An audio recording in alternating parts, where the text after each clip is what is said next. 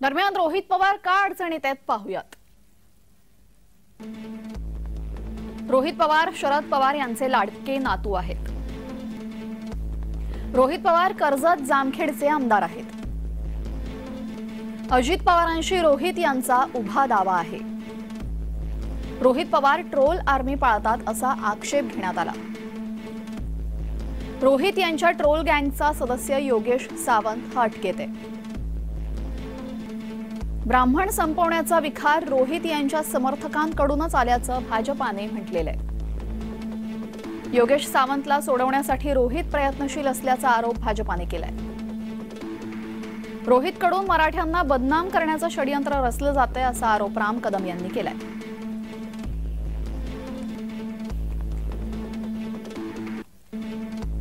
योगेश सावंत आमचा कार्यकर्ता आहे।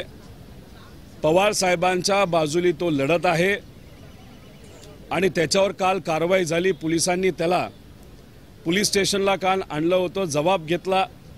एक दिवस तिथं पोलीस ठाण्यामध्ये ठेवलं सुद्धा आणि आता त्याला कोर्टात घेऊन जात आहेत। आता मी तिथं स्वतः त्याला भेटण्यासाठी चाललेलो आहे। त्यामुळे उगाच तिथं ॲक्टिंग करू नका। ओपनली मी सांगतोय, कार्यकर्ता आहे ना, त्याला काय चूक केली? एक कुठल्या तरी यूट्यूब चॅनलनी जो व्हिडिओ नाहीतर एक मुलाखत एका सामाजिक कार्यकर्त्याची घेतली होती, ती मुलाखत फक्त त्याने सोशल मीडियावर त्याच्या पेजवरती टाकली। आता तुम्ही त्या यूट्यूब चॅनलवर कारवाई करत नाही।